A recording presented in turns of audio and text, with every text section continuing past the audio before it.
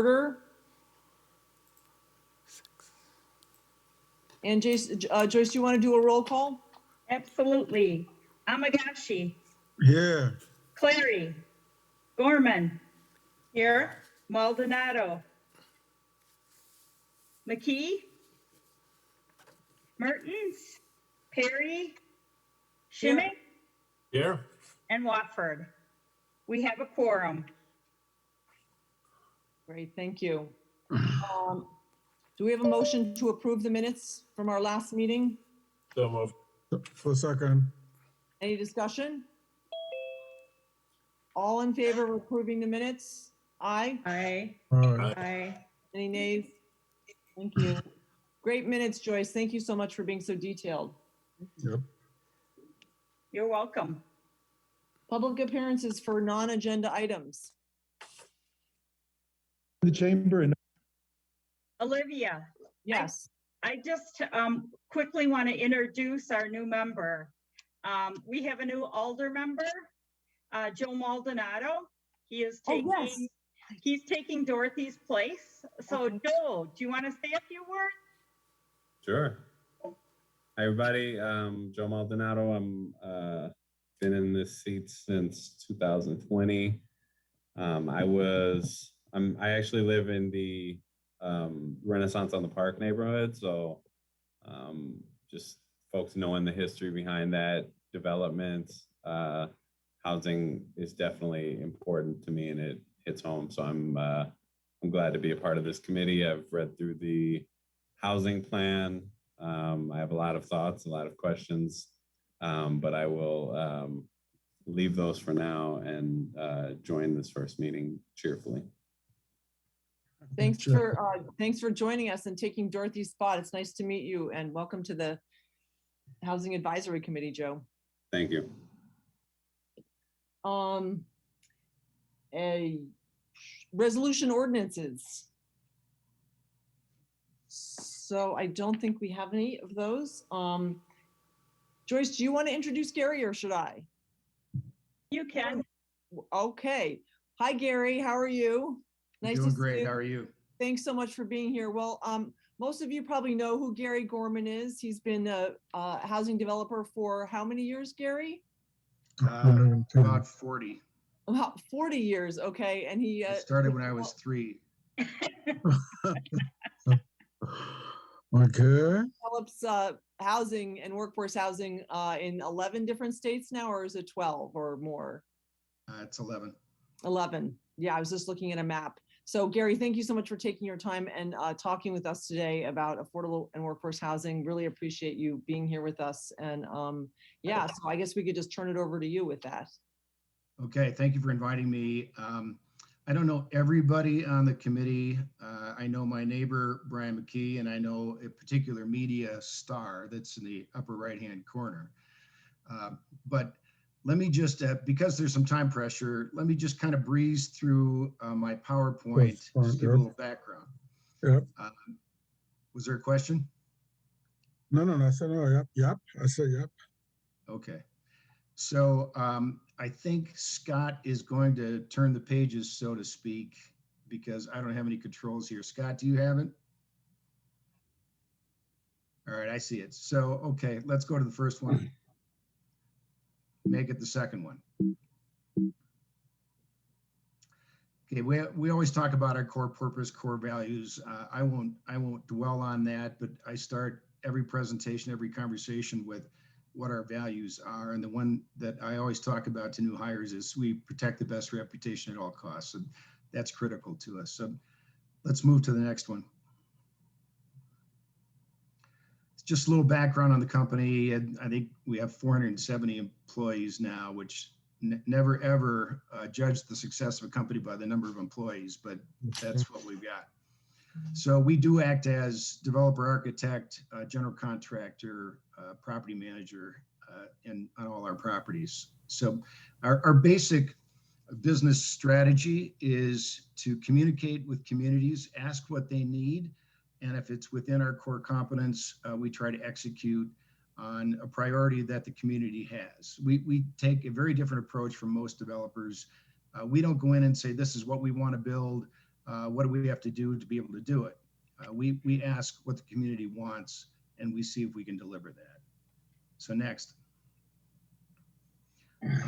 We're organized with what we call market presidents in each state. You can see the states that we cover. I think Ted Matkin gave a presentation in March. You can see him at the lower left, standing next to a brewing kettle at our brew house inn and suites in Milwaukee, which tells you something about Ted. So next. So we built Fitchburg Springs in 1995 in Fitchburg that utilized tax credits. We partnered with the Catholic Church to access tax credits through the nonprofit set aside.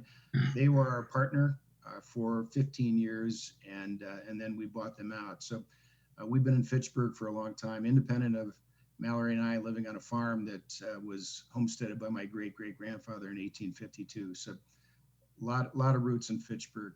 Okay, next. I want to give a couple examples of properties where we partnered with the community. This is one in Vail, Colorado, which those of you that know Vail, it's a very expensive community, difficult time getting workers to live in Vail. It's very tough to find any place to live that's costs less than 7 figures in Vail, Colorado. So we talked to the community, and what they wanted was not a tax credit income restricted property, but they wanted rental property that was targeted toward people that live and work in Eagle County, which is the county surrounding Vail. So we delivered that, but in order to make it work, we had to ask the town of Vail, which owned the land, to lease us the land for a nominal amount. And the housing authority for the town of Vail is a minor member of the limited liability company that owns the property. Therefore, we don't pay property taxes. And those two methods by which the town of Vail partnered with us allowed us to have this project be feasible. So we're required to rent at least 70% of the units to people that work at least 30 hours a week in Eagle County. So that was essentially the partnership deal. Next. Yeah, this just shows the sources and uses. We brought in private equity from a family office that manages money for investors, and brought in debt as well. So we don't have to get into detail on that. Next. Here's another example. I don't mean to be focused just on Colorado, but Vail Resorts, which is the 800-pound gorilla in the ski communities in Colorado, has a real problem with attracting employees. They own this land. And again, we partnered with them. They entered into a long-term land lease with us, and we built 190 units, which addresses 3 different components of the market in the Keystone area. One is seasonal housing, which is a master lease back to Vail Resorts. Another component does use tax credits and is limited to 60% of median. And then there's the workforce component, which we voluntarily agreed to 100% AMI cap on both the incomes and the rents. So next. If anybody has any questions, please interrupt. So this is just kind of a summary of the Wintergreen project in Keystone. Next. That's what it looks like. It's done now and it's occupied. Next. Again, sources and uses, this is financials. And again, I don't mean to breeze through this, but I'd rather get to points where we could have some conversation. So let's jump to the next slide. I think Ted talked a bit about what we've done on the north side of Milwaukee.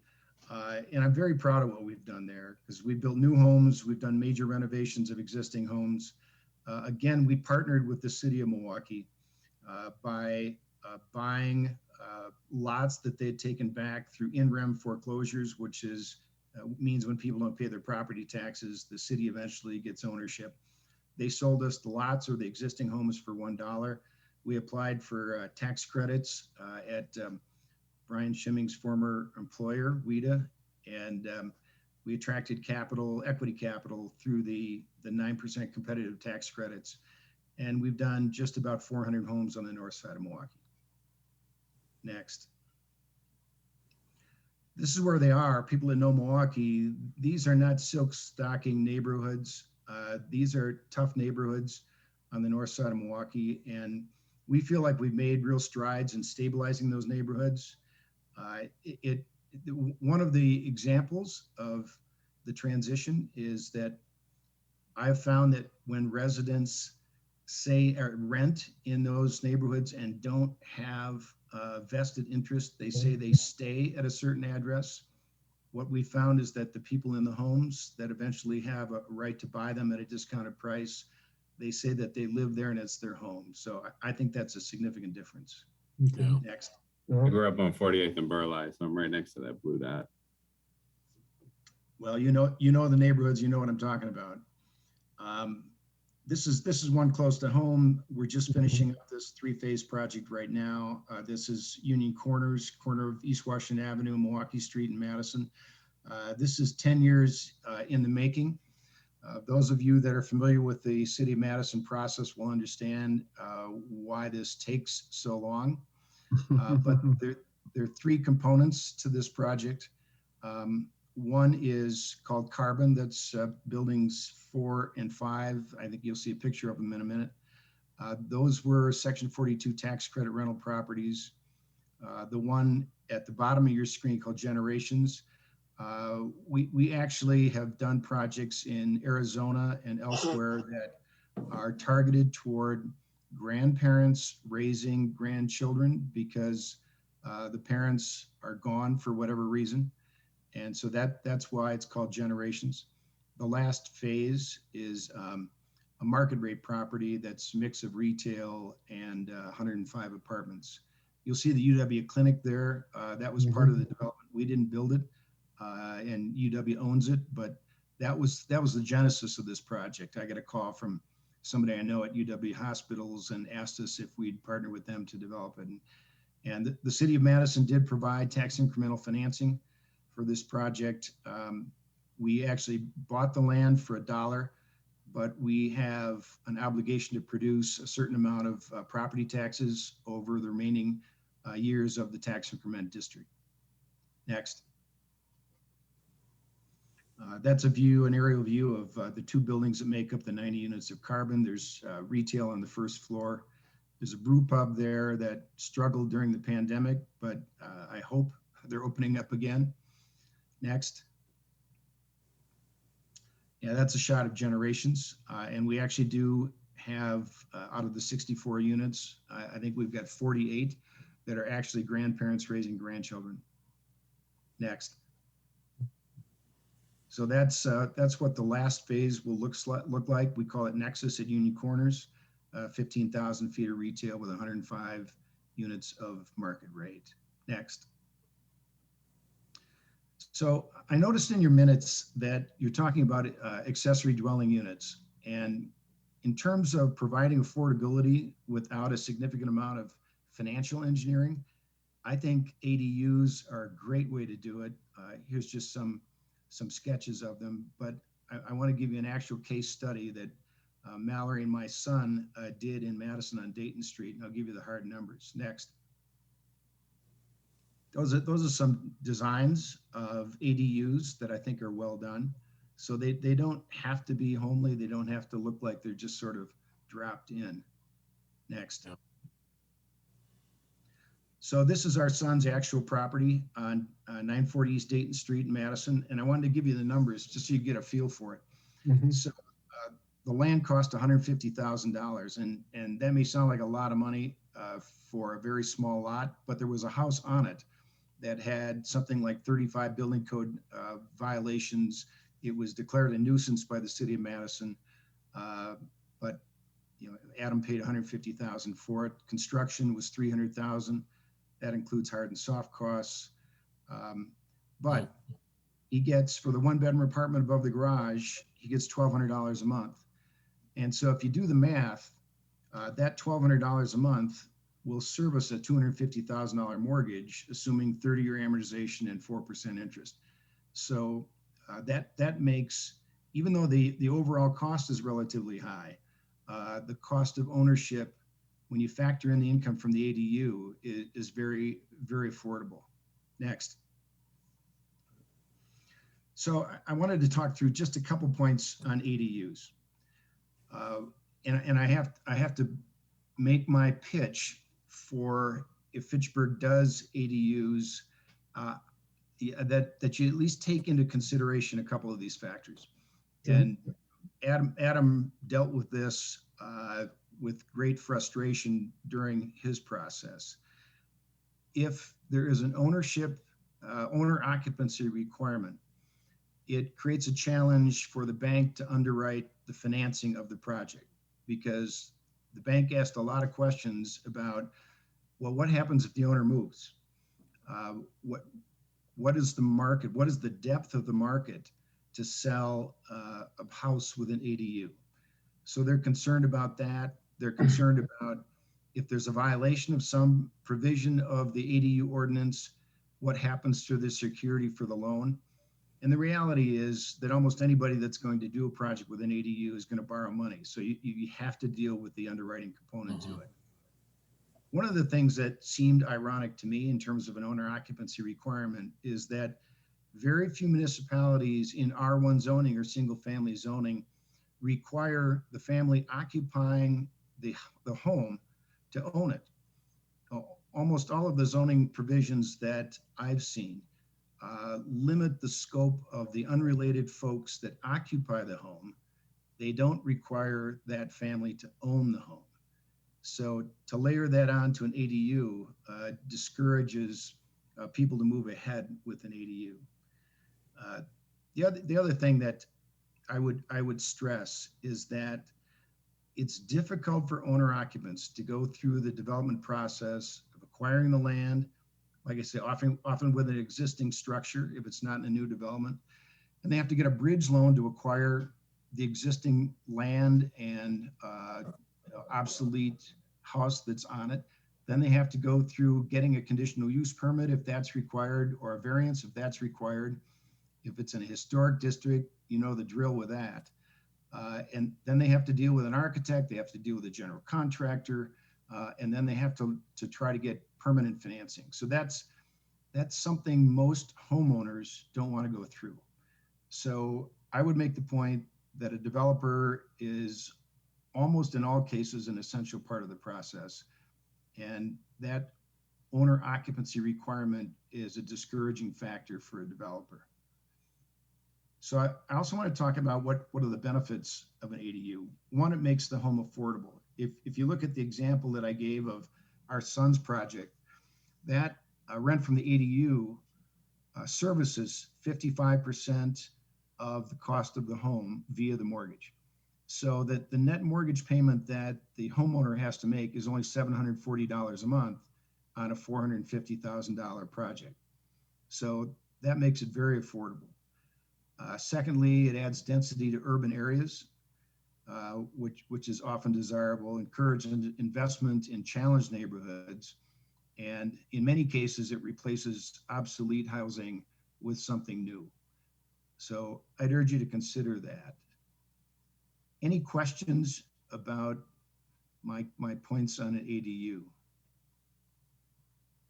Gary, this is Joyce. Yes. Can you tell me how big that lot was that your son bought? And did it have an alleyway access? It did not have an alleyway access, and the lot is roughly 42 feet wide by 85 feet deep. It's a small lot. Is that the only property in that neighborhood that has an ADU, or are there others? You know? There are very few others. It's not the only one, but I think we found one other within about a 3-block radius. Thank you. Do you know how large it is? The unit? The home itself? The ADU, yeah. The ADU is about 800 square feet. Just out of curiosity for me, Gary, ADUs automatically code as an ordinance in the city, or that has to be created? It's not automatic to my knowledge. It would Okay. need to be made a part of the zoning ordinance for Okay. whatever municipality it's in. Good. So let me jump to the next slide then. Here's, as I was thinking about, what Fitchburg needs, and again, that's something that we would look to you or the council to determine. But given that Mallory and I live in Fitchburg, here's my gut sense of it. I looked at some of the numbers. The median price of a single-family home in Fitchburg is $428,000. That's correct. There's a handful of them for sale that are right around 300,000, but not many. I don't think there's a shortage of apartments in Fitchburg. There was, as you know, there was a new Section 42 tax credit project funded right along Fish Etchie Road. I think it's 160 unit senior property. So, and there's no shortage, I don't think, of expensive single family homes in Fitchburg. What I think there is a need for is lower cost single family homes. And so I thought, how could we bring the experience that our firm has to try to at least provide ideas as to how to accomplish affordable single family home ownership. And here are some of the things that we've done in other communities. One would be, let's start with why it's hard to produce a single family home for, call it $250,000. Number one, you start with buying the land, and that's expensive. Then you've got to put in the roads, the underground, you have to pay park fees or dedicate land for park. You're paying permit fees, and that adds significant cost.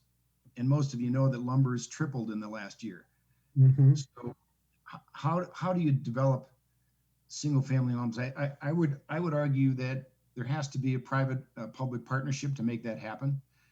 Most communities don't want to take the risk that a private party does, but in order to reduce the cost, there has to be some public involvement. So here are some ideas that we can talk about. One is, in other communities, the city has provided the land or bought the land and contributed. That happened in Vail, Colorado, as I described, and it's happened in other communities where we've worked. You could negotiate a fee with a builder developer so that you know exactly what the costs are. So if you went out with a request for proposals to a builder developer partner and said, all right, you can't work for nothing, you've got overhead, you're going to take some risk, what are the fees that you're going to charge? And a lot of developers will not object to a post-construction audit, so that whatever fee is negotiated, that's actually what the profit was or what the fee was. As Mr. Shimming knows, WIDA always requires a cost certification on all their projects. So you have to have an independent review of what your costs actually were. And in the rare instances where our fees were higher than allowed, we have to reduce them. So that's something the city could do in terms of negotiating its partnership. Certainly the city could waive some of the costs that are normally passed on to a developer, like the park fees, costs of roads, utilities, impact fees, permit fees, and so on. The reality is you're not going to build a 3,000 square foot house and sell it for $250,000 no matter what the city puts in. So they'd have to be smaller homes or townhomes. The smaller single family homes could have ADUs, which would help make it very affordable. How would the city get repaid? Certainly there would be higher property taxes paid by those homes if it's land that the city owns or land that the city contributes. There could be a tax incremental financing district, where, as you know, the city would recoup 100% of the additional property taxes for the term of the TIF district.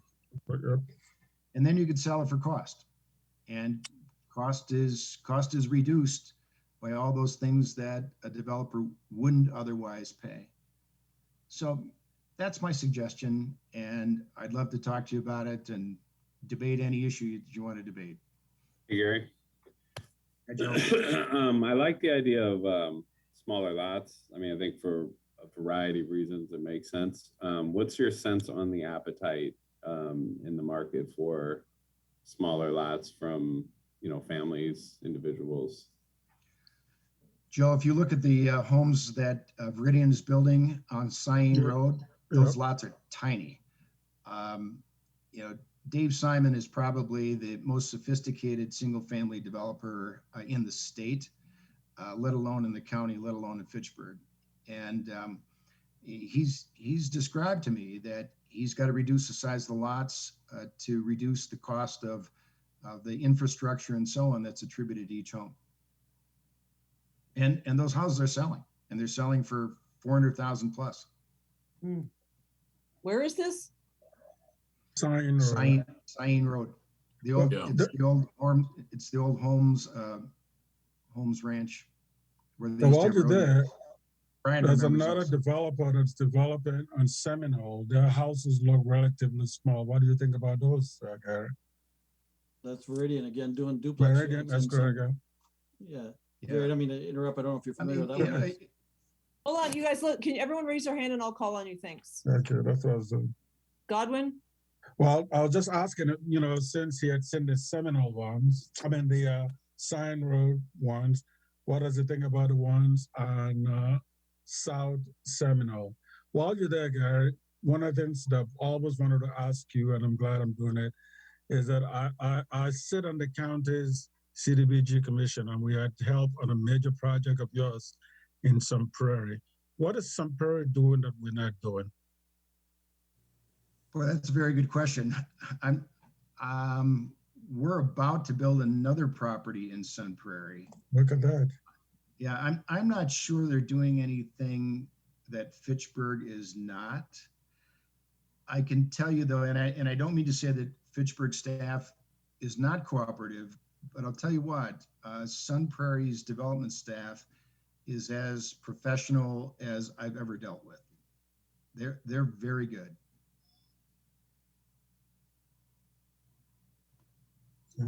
Oh, I just want to interrupt here because I did hear recently about a project that you're doing where, and I think this is you, where you have decided not to put elevators in the building, but you're making it 3 stories, and it is going to be handicap accessible on the first floor. So while it's not, a WIDA tax credit project, the rents are going to be a little bit lower. Did I hear correctly, Gary? You heard exactly correctly. And Olivia, that's interesting because we have been building housing for 37 years in our company, through financial engineering. And so my effort now is to produce affordable housing by design and by construction method instead of by financial engineering. And so to build 3 stories with repetitive units with surface parking is part of the goal to produce affordable housing without financial engineering. And it is 3-story walk-up, no doubt about that. But we've got a lot of examples of 3-story walk-ups where if people can pay $100 to $150 less a month than market, they're happy to walk up. Oh yeah. That's great. And we talk about in the affordable housing world, are we really building housing for cars? Or are we building housing for people? For people, yep. And that was one of the points I made to the folks in Sun Prairie, because I was asked about sheltered parking. And, we did compromise to a certain extent that we built some garages, not one for one. We could not afford underground parking because that's expensive. As Brian McKee knows, you got to use pre-stressed concrete and there's additional mechanicals, and it just adds a lot of cost to the project. So that's what we're trying to accomplish, and you're exactly right. And that's in Sun Prairie. Does that project have a name? We haven't named it yet. It's on Jenny Wren Trail, Wren being W-R-E-N. Okay, thank you. Godwin, Yes. sorry, I just had a clarifying question. Godwin, you were saying Seminole. What in Seminole? Are you talking about Well, you know what? north of McKee? Like the Common Pine South. Ridge You neighborhood? come on Seminole, You know where the new Sub-Zero building is? Yeah. Right across from there, there's a major development because I live about Okay. 5 minutes from there. There's a major development out there. The houses look a little smaller, but I'm just asking myself, I don't know how much it costs. But what I see out there is I see people have already, started moving into it. So it tells me, first of all, there's a demand for housing in Fitchburg. And in this particular case, that just so you know, there is a sheltered garage. So it's a one-car garage, but if you got two small cars, you can squeeze it. I don't know. But my point here is that it doesn't look like the ones that are further in the back, which was advertised as a minimum of $300,000, etc. So something is happening just on South Seminole. If you're going towards Fitzrona, so to speak, you see it right across from Sub-Zero. For those of you who drink, there's a brew pub just across from it, so you know where it is now. It's the old O'Brien farm. Just going over. That's exactly. Hop house is right across there. You can just go home, drink, and walk across. And Olivia, that's the Crescent Crossing neighborhood by Viridian. That is correct. Yeah. Their newest neighborhood here in Fitchburg. The duplex Yep. townhome units start at $294,900 That's and still hot, man. $299,900. And then the single family homes are 300 plus that are going up over there. And probably by the time they're sold, they might be a little bit higher. That's obvious. That's our problem. Yeah. Marshall, you had your hand up?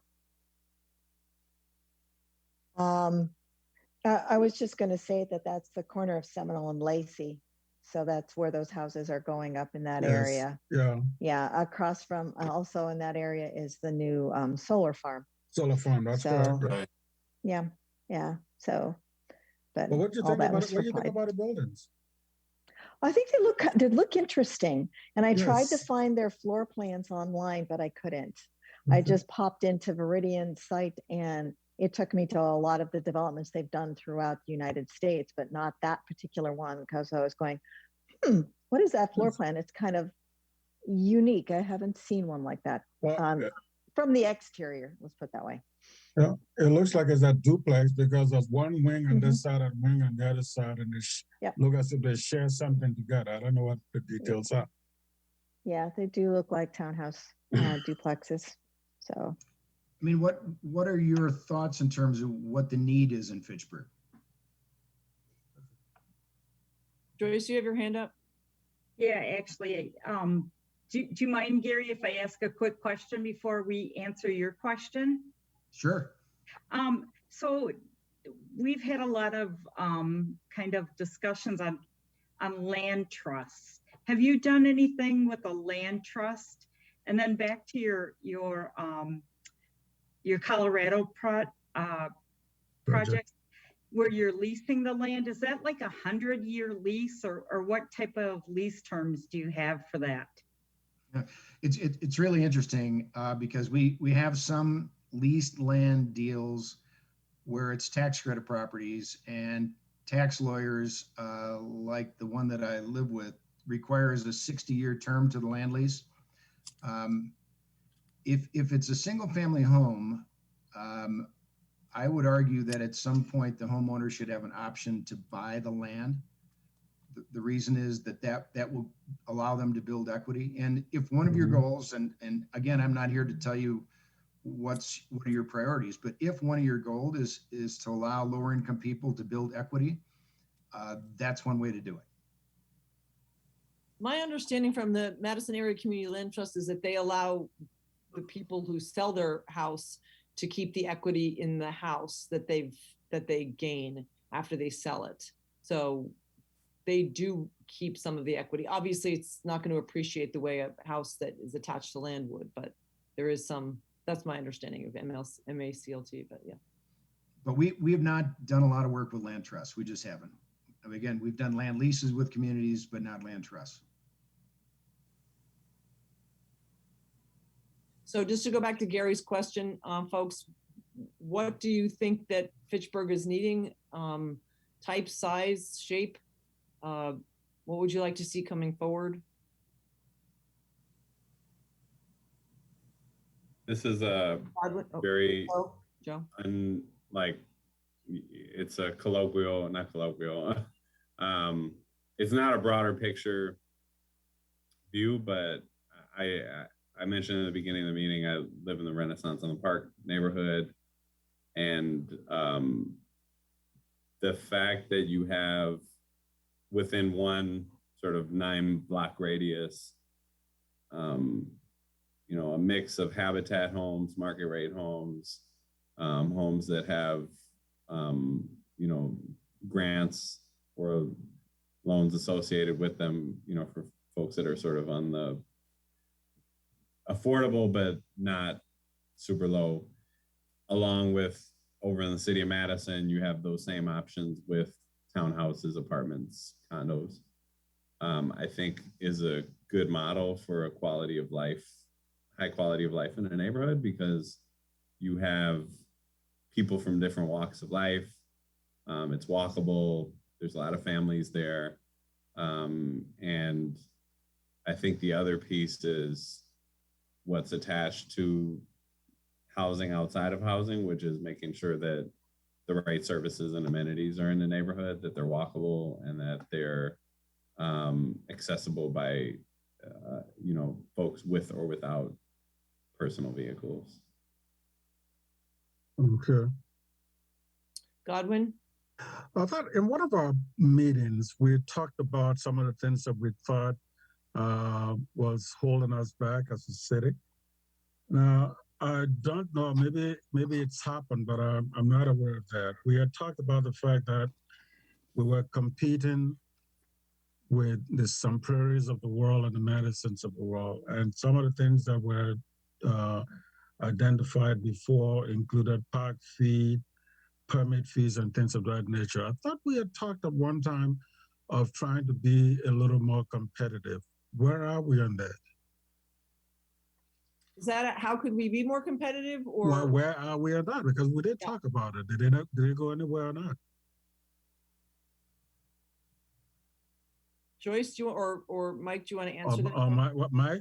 Mike probably answer better. Mike? I think one of the things that was identified in the housing plan was to look at our park and impact fees, but so far the council hasn't necessarily taken a look at that issue as far as any kind of reduction or waiving of those fees. But that was a recommendation in the housing plan, was to at least look at them. Because I think, especially when it came to parkland dedication, I think we were the highest community as far as that is correct. The parkland dedication requirement compared to our peer communities like Sun Prairie and Middleton. Just out of curiosity, how long does it take for us to go from point A to point B? Because this was a discussion that's almost 6 to 9 months ago. Mr. Zimmerman, if you can answer that, I appreciate that. What was the question, Godwin? Sorry, I didn't hear that. My question was, how long does it take us to move? I mean, what you need, if you want to be what you call a #1 city, is to understand there's a race going on. You get up and begin to run. Now, if we are competing with the some prairies of the world, and we talked about this about 6, 9 months ago, how long does it take for us to move? Oh, I guess so far we don't have it on the council agenda. It's a question we can ask the council. We've been working on some other things related to the housing plan, including the pilot program that we're talking with Mike and Steve about. We can discuss it with the mayor again, and you know, with incoming administrator Chad Brecklin, he'll be officially transitioning to the position on July 12th there. But like I said, we can bring that and ask about the council's interest in taking that up as a topic, but we really need some direction and guidance from the council, because it's a policy decision that comes from those decision makers.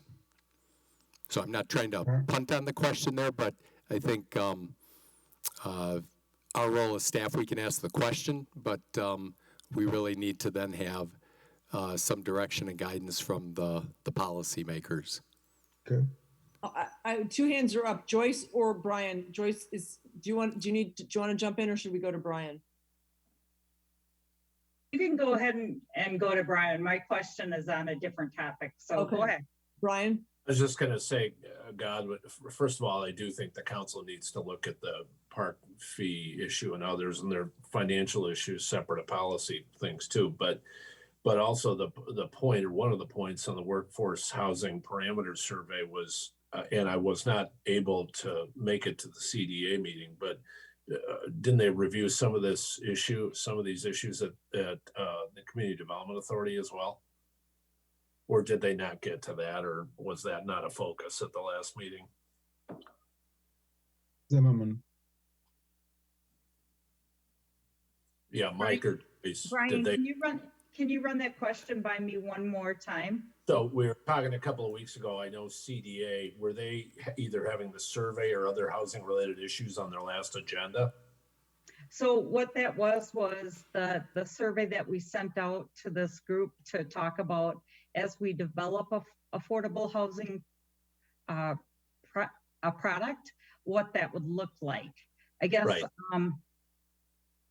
And one of the things that we struggle with is having that champion within the council that will move some of these initiatives forward. So be it CETA or be it the Housing Advisory Committee or both. We presented at the Committee of the Whole, and we were hoping at that time that we would get some real clear direction as to how we handle the implementation of the housing plan. So I think that's been a challenge for Mike and myself. Like we said, we have great ideas, but we're not the policymakers. So, and Joe and I had a really good conversation about this when we just kind of got caught up as to where things were at, and since he was new coming forward, and we've kind of come up with a strategy of maybe how we can, follow up with each other and talk about how we get the concerns of our committee members back to the elected officials. So this was a good conversation for Joe. Yeah, and that's why I brought it up. And just for folks' edification, at every council meeting, there is a section, where each of the alders on each of the committees give updates. So there are particular things that this committee wishes for me to highlight or emphasize when it's my time. I would be glad to entertain that.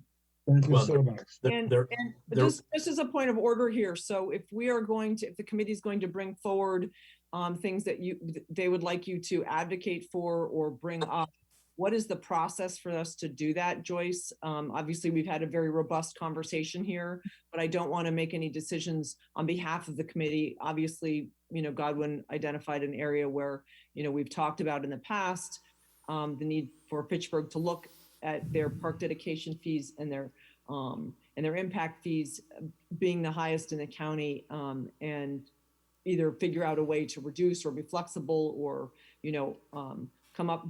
But in order for us to actually ask Joe to do that, what would be the process? Because that seems like it would be a significant decision that we would want to make together, right? Well, I can talk about what we talked about without any type of, I can keep the council informed without any, but if there's like a resolution or something or an ordinance change or something like that, then we, should talk about how to go about that. Gary, hold on, folks. Gary. If I could make just one comment based on our experience with about 30 different client communities that have struggled with the same things that you're struggling with. What has worked in those other communities is that if the committee that's charged with identifying a plan comes up with what its highest priority is. And for example, if you decided as a committee that affordable single family homes are your highest priority, and you asked the council for consent essentially to come up with a detailed plan to accomplish that, and they said yes, then what I've seen communities do is the next step is they'll go out with a RFP for a private sector partner to accomplish what that goal is. And they'll come up with a plan and then present that plan to the council for approval or modification. That's what's worked elsewhere. Thank you. Sure. Joyce, do you have your hand up still? Yeah, do you mind if I interject here and just kind of give Gary a update as to where we're at? Okay. So Gary, we have had a plan done and it has been approved by the council. That was approved in 2019. So the kind of the role of this committee is to work on coming up with some programming in order to meet the goals of that plan. And so in 2000, possibly 23, we can keep open 2 TID districts and we'll have some significant funds to capitalize an affordable housing fund. And our plan is to have this group come up with some different types of ways to implement those dollars towards affordable housing. So it could be, maybe a fund to work on upgrading some of our existing multifamily. It could be a fund to put towards down payment for single family. Tons of different ideas are what we're looking at, and what the role of this committee is. And I guess this is what I'll share is you are the advisors to two different sets of people. You are the advisor to CETA, because you are the experts, and you are also the advisor to the council.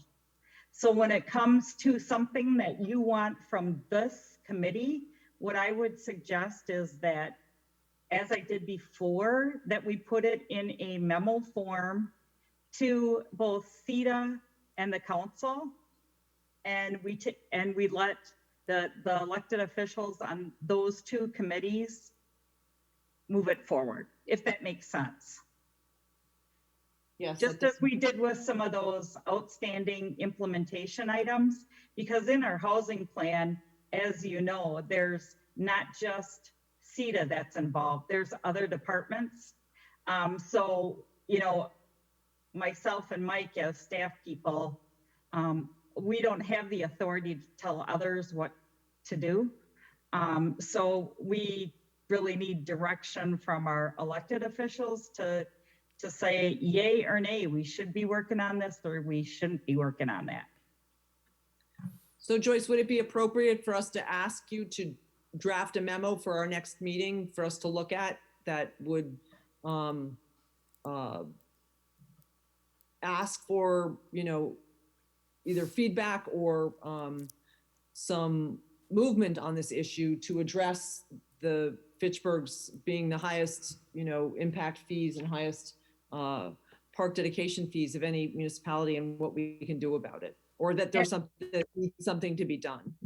Absolutely, and I can put together something. And as we talked, as we were putting this agenda together, you also asked me to just kind of give an update as to where we're at with some of the initiatives that are out there since we've been meeting, because we have accomplished a lot. It maybe doesn't seem like it, but hold on, before we go on, Gary is still here. Yep. We still have Gary with us, and I guess I have one other question before Gary leaves, because we do have some department updates and we have about 11 minutes left. Okay. Gary, have you worked with, or have you seen any or heard any models where, well, you actually expressed that you did. You worked with in Vail, you worked with a nonprofit, you also worked with a local government. Are there any models that, other than those that you know of, where private sector developers and Habitat is coming together, or where, people are trying different things, whether it's a subdivision or whether it's a, I don't know. Yeah. I mean, there's literally hundreds of examples of partnerships between for-profits, nonprofits, public-private partnerships. I mean, I'm certainly willing to help to give you models of those, but there needs to be some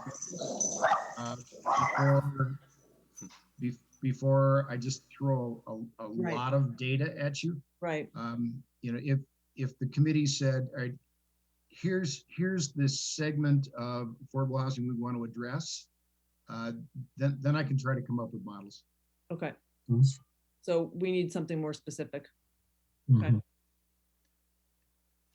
And does anybody else have any other questions for Gary before we part? This is a rare opportunity. So any question you could possibly have about affordable housing? Yeah. Who's It's raising? not so rare given who's on the committee, but go ahead. Any other questions, folks? Very, Godwin? very simple. Gary, when you started out, you mentioned that you did some work in Fitchburg Spring around 1999. Is that correct? 95. And Yeah, out of- Fitchburg Springs well- on Leopold Way. Okay, the point I'm here is that between 1995 and now, why wasn't there a relationship that bloomed? That's a really good question. Gary, I've known of you for a long time. This is the opportunity to hear from I don't want to use the animal, but I mean, this is the best person. Between you and Brian, I've got all my PhD professors right here. There's no animosity between our firm and the city of Fitchburg, if that's what you're getting at. No, but why didn't we go any further? It's just intriguing for me. Yeah, I mean, the truth is, other communities were more aggressive about seeking affordable housing, and we went where those communities wanted us to be. It's that simple. Yeah. And we were in a massive growth spurt. I mean, you think about the history of Fitchburg and how fast we've been growing. And I thought, yeah. But Brian, the way you win is by being ahead, not being in the line. So No, we I agree. And I think that gets us, and that's why I was glad Gary was on today. And the reason I brought up the CETA thing was one of the goals that we had at the start of this was to get CETA involved, to get them briefed, get them involved, get them pulled in. And that's why I want to mention to Joe's earlier comments. That was kind of one of the initial goals here was to get CETA interested and involved. And so whether it's council involvement, whether it's, I talked to somebody about workforce housing the other day, and Gary and I both had the pleasure of sitting in front of a lot of city councils and planning commissions and other such things. Some communities are much harder than others, and not necessarily for reasons that are apparent. So it's just one of those things where that's where a group like this is putting the focus to it. So it's good. Let me give you one example to answer Godwin's question. Yes, sir. The city of Madison has a reputation of not being easy to deal with. I mean, to be blunt, but they decided they wanted affordable rental housing. They figured out what the scoring process was at WEDA to win an allocation of tax credits. And I had this conversation with Paul Soglin.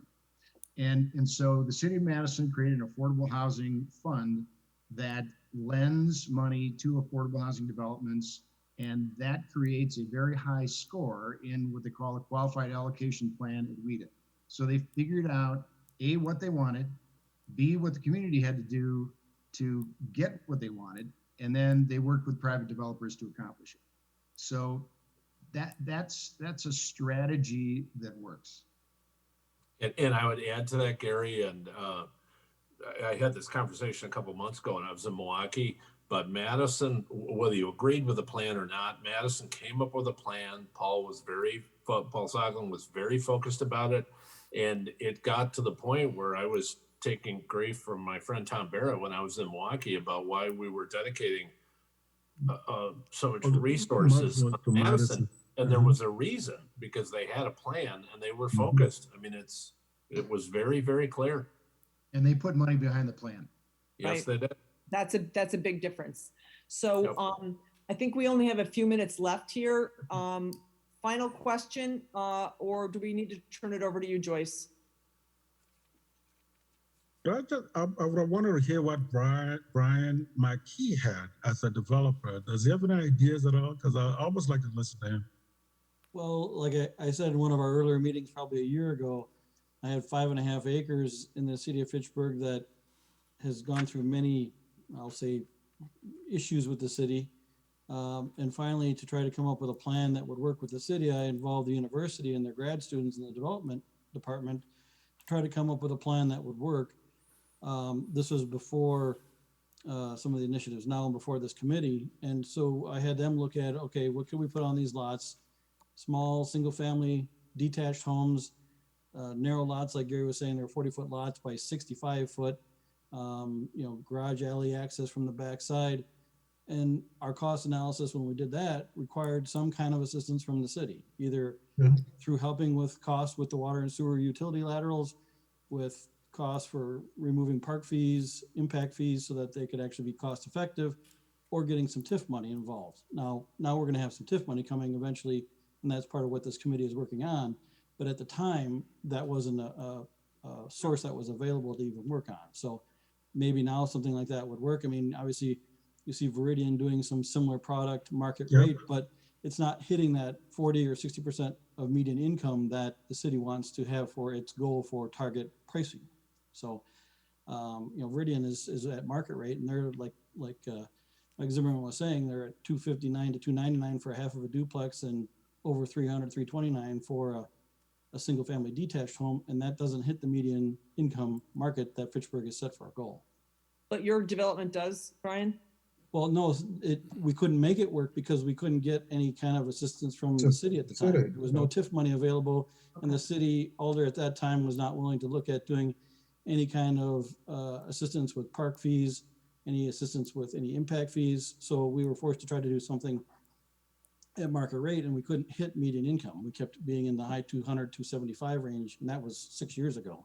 But you're saying the city is now going to work with you? No, this committee is creating a program to try to come up with something that maybe could work. Okay. But there's no program in place yet, no.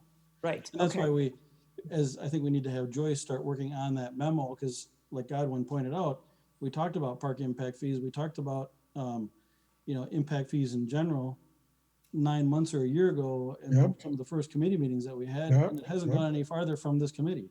That's true. So I think that's something that we really need to push our council to get going on. Thank you, everybody. And Gary, we're going to say thank you so much for being here. Thank you so I much, think we could probably ask you, have this conversation for another 3 hours, but we have another committee coming on heels, and we have about 2 minutes left. So thank you so much for your time. And Mallory, thanks for getting Gary here. I know you guys are busy, and but we really appreciate it. And and hopefully we'll maybe be able to have something more definitive to offer you and point you towards, and maybe we'll have some, more flexibility going forward. But thank you so much. Thank you. Appreciate the opportunity. Thanks, Gary. Before you leave, Gary, I have just a suggestion for that property in Sun Prairie. I think the Mallory sounds really awesome. Oh, God. There you go. Actually, That Joyce, that is the worst idea I've heard today. Oh, come on. Okay. Well, You can't call your wife a building. Yeah, no, that bad idea. Very bad idea. Okay, Be fine, Joyce, too. Joyce, do you want to give us an update before we have to go? Sure. I'll give you just a quick overview. So the ADU, I did take it back to CETA, and we went through our ordinance, and there was a consensus among CETA that they still wanted to keep the conditional use. However, they were open to removing the language that discussed the I believe, I'm trying to think what it's called, the dependent, or the person, the caretaker, basically. Dependent living arrangement. It doesn't, you're not going to require it to be a person related to you. Right. So that's another thing that needs to be moved forward to the policymakers. So I will report that back to them, and we'll let them know where they're at with that. At one time, you guys had asked to have a more distinct presence on our website for housing. Yeah. And just wanted to let you know that has been done. I've added some verbiage under the economic development page, and then also under the community under community, there is a portal too to get you to that housing page. So just wanted to give you an update on that. Could And you, then, could you take it, well, maybe not now, but the next meeting, can you take us for a test drive on our new, and improved, profile? Absolutely, Sure. yeah. sure. And then the last thing, I did send out to you, all of you, the results of the survey. And Mike and Steve are on here because they wanted to listen to Gary. And we're moving forward with the kind of financial modeling.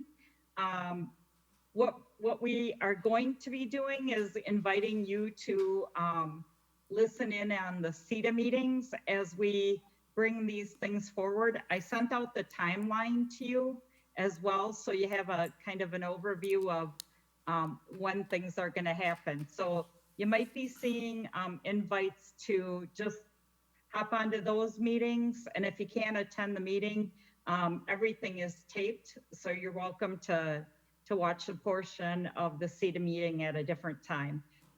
So you're inviting us just to listen, not to be, it's not a. No, you can interact. Yep, you can interact with us, absolutely. Well, please bring those to our, to make sure we have, it's a, yeah, you bring us to our Next attention meeting. and we're aware of what their agendas are, so we know where we Yep, can. I definitely will. Great, And I'm gonna leave it at that for now. okay. H&A Advisors Engagement Update, are we done? I just gave you that. Oh, yeah, right, I'm sorry, yep. Okay, next scheduled meeting is Monday, September 14th. And I guess we have to adjourn the meeting. Do I have a motion to adjourn the So meeting? move, Madam Chair. Second? Okay, any discussion? So I'm sorry, it was Godwin and who, Joe? I think it wasn't it Brian a few minutes ago? Who seconded the motion to meeting? Oh, Joe. Got Joe. it. Thank you, Joe. All in favor? Aye. Aye. Thank you. And thank you so much, Joyce and Mike, for getting together this great meeting, and Joyce for all the work you did putting this meeting together. It was a really productive meeting, and it was good to see you. And I guess we will see you in September, if not sooner, at CETA. Yeah, I'll be Mallory, thanks so much for letting Gary. shooting Oh, out no an worries. email in regards to the September meeting, some ideas that we have. So we'll be in touch. Okay. Thank you, guys. Thank you. Thanks, everybody. Joyce. Okay.